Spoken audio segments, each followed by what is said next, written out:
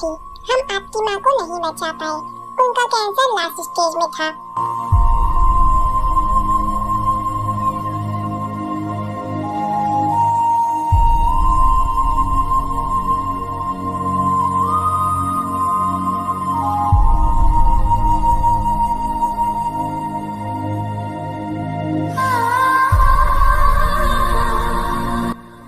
निकल जा मेरे घर से।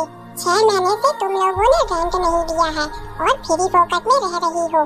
दोबारा इस घर में आना नहीं। ये ले अपना सामान और निकल जा।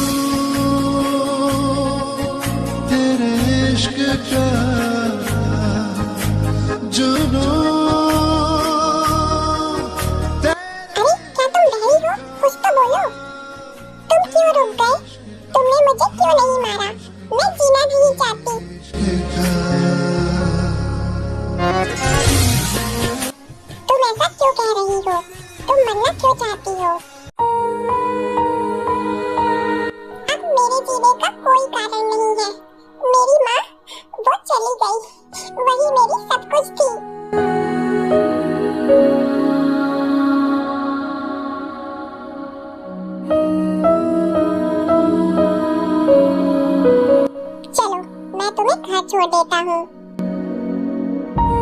घर? अब मेरा कोई घर नहीं है। तुम्हारा क्या मतलब? मुझे नहीं पता। तो मेरे साथ चलो, तुम मेरे घर पर रुक सकती हो।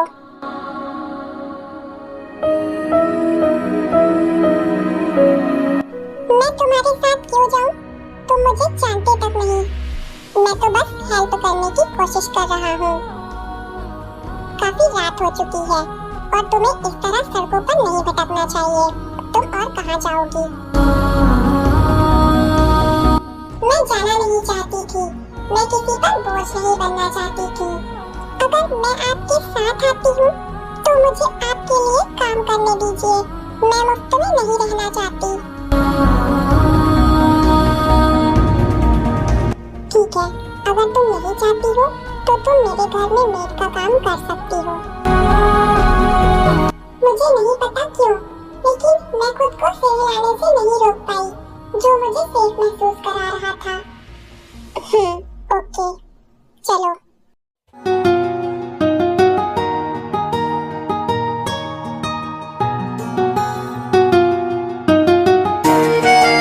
दोनों चुपचाप बैठे हुए थे। ताई खिड़की से बाहर देख रही थी। उसे समझ नहीं आ रहा था कि अभी-अभी क्या हुआ। ये आदमी कौन था और वो उसकी मदद क्यों कर रहा था?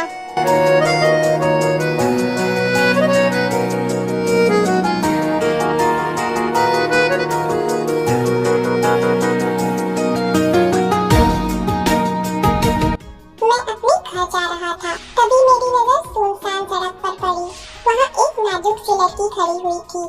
वो इतनी नाजुक लग रही थी मानो कोई कांच का टुकड़ा कभी भी टूट सकता है। उसे कितना दर्द सहना पड़ा होगा।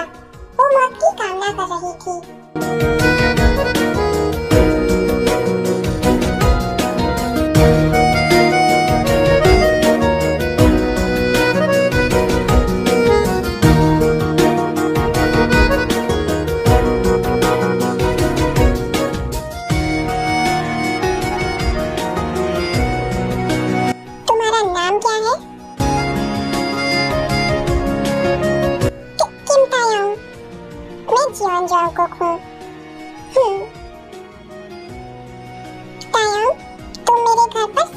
होगी, किसी बात की चिंता मत करो। मैंने स्टीयरिंग व्हील को कसकर पकड़ लिया। मैं दूसरों की लाइफ में दखल देने वाला इंसान नहीं हूँ, लेकिन ये कुछ अलग एहसास लग रहा था। उसमें कुछ तो था, कुछ ऐसा जिसने मुझे उसकी सेफ्टी करने के लिए मजबूर कर दिया। मुझे खुद नहीं पता था क्यों।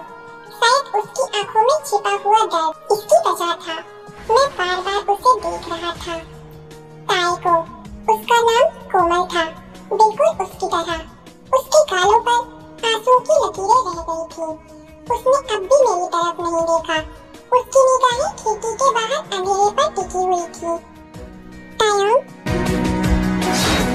तुम्हें अभी किसी भी बात के बारे में बात करने की जरूरत नहीं है, लेकिन मैं चाहता हूँ कि तुम ये जान लो कि जो कुछ भी हुआ उसका ये मतलब नहीं है कि तुम्हारी लाइफ खत्म हो गई है। तुम्हारे लिए और भी बहुत कुछ है, भले ही अभी तुम्हें ऐसा ना लग रहा हो। तुम ऐसा क्यों कह रहे हो? मुझे नहीं पता, शायद इसलिए कि मैं भी कभी तुम्हारी जगह पर रहा हूँ। शायद इसीलिए कि किसी को इतना अकेला महसूस नहीं करना चाहिए। तुम मुझे जानते तक नहीं, मुझे ऐसा करने की जरूरत नहीं है। हम पहुँच गए।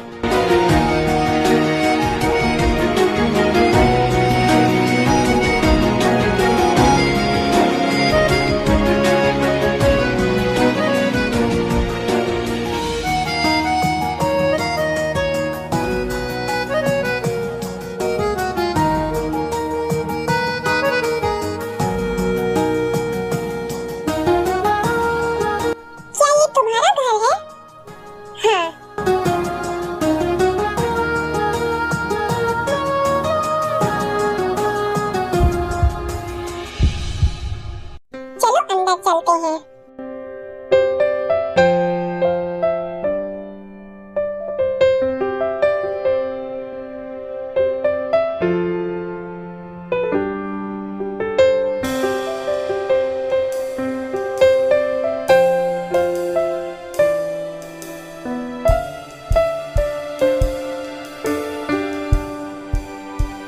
जंगकुक, ये कौन है? ये तायोंग है। मैं बाद में समझाऊंगा, लेकिन वो यहाँ मेड के रूप में काम करेगी। अच्छा ठीक है बेटा, जाओ नहा लो, फिर नीचे खाने के लिए आ जाना। रोज उसे उसके काम के बारे में समझा देगी।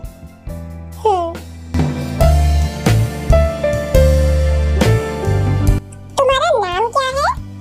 किम तायोंग। तायोंग, कितना प्यारा नाम है। रोज, रोज। जी मैम, जाओ और उसे मेड रूम में ले जाओ। जी मैम, मेरे साथ आओ। ताई रोज के पीछे चली गई और अपनी बड़ी-बड़ी आंखों से चारों तरफ देख रही थी। ये तुम्हारा रूम है। ये नॉर्मल है, लेकिन इसमें तुम्हारी जरूरत की हर चीजें मौजूद हैं।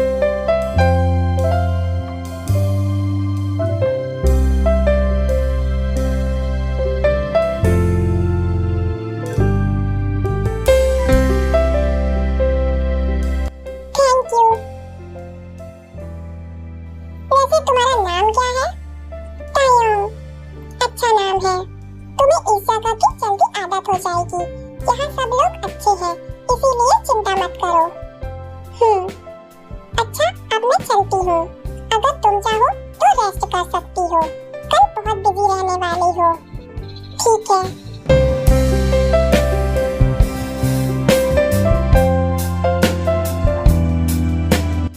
कुछ देर के बाद ताई को भूख लगी। उसके पेट में दर्द होने लगा था। वो नीचे आई और किचन में पहुंची। उसने देखा सभी लोग डाइनिंग टेबल पर बैठे हुए धीरे-धीरे हंस रहे थे, सिवाय जंगकुक के। ताई को आश्चर्य हुआ कि जंगकुक कहाँ है। तुम क्या कर रही हो? आओ, खाना सर्व करने पर मेरी हेल्प करो। ठीक है उन्नी।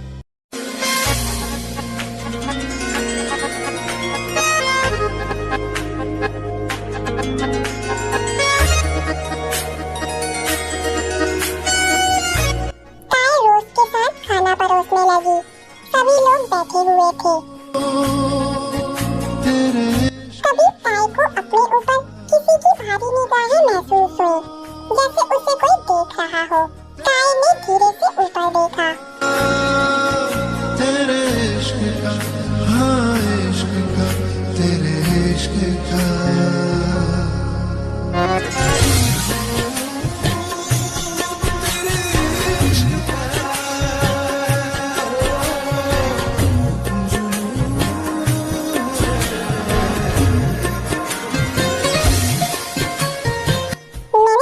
को देखा। एक पल के लिए हमारी नजरें मिली। मैंने उसके गालों को लाल होते हुए देखा। उसने तुरंत नजरें हटा ली, लेकिन वो पल मेरे मन में बस गया। मुझे पता नहीं क्यों, लेकिन मुझे वो अच्छा लगा। तभी मेरी नजर मॉम पर पड़ी। उनके चेहरे के भाव समझ से परे थे। उन्होंने मेरी घूरती हुई नजर को महसूस कर लिया था, लेकिन कुछ नहीं कही। ताई चुपचाप खाना परोसती रही, लेकिन मैं देख सकता था कि उसकी नजरें बीच-बीच पर खाने पर टिक रही थी। ये समझना मुश्किल नहीं था कि उसे भी भूख लगी थी। मेरा खाना हो गया। ठीक है बेटा, अब जाओ और रेस्ट करो।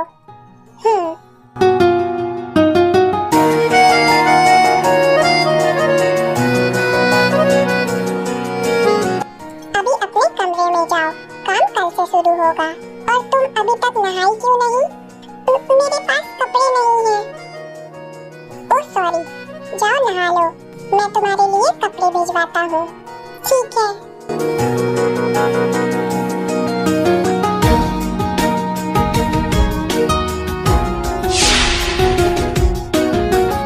ताई अपने रूम में गई। उसके पेट में भूख के कारण दर्द हो रहा था। वो बेड पर लेट गई, अपने पेट पकड़े हुए, इस उम्मीद से कि नींद पर भूख के कारण उसे नींद ही नहीं आ रही थी। वो करवटें बदल रही थी। ताई ने दरवाजा खोला। रोज खाने की थाली लिए हुए खड़ी थी। खाना?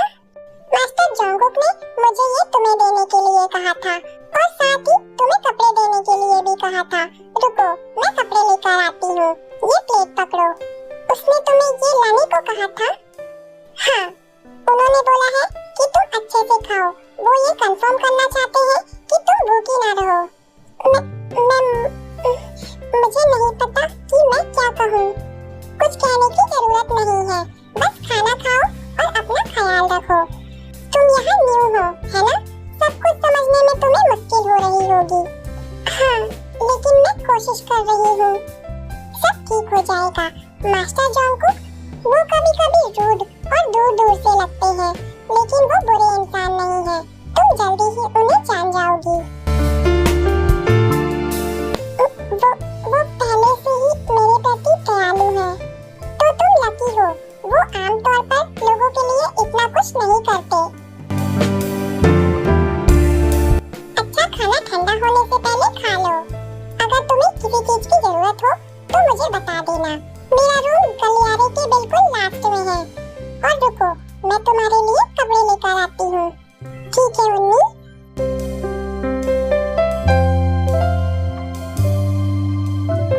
जोंगकुक मास्टर ने मुझे ये तुम्हें देने के लिए कहा था। ये लो। वो बहुत दयालु है। Thank you.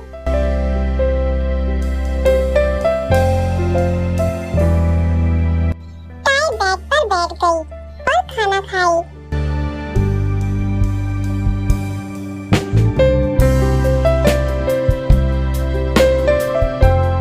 खाना खाने के बाद ताई फ्रेश हुई। गर्म पानी से उसके दुख का बोझ तो कम नहीं हुआ, लेकिन उसके थके हुए शरीर को आराम जरूर मिला।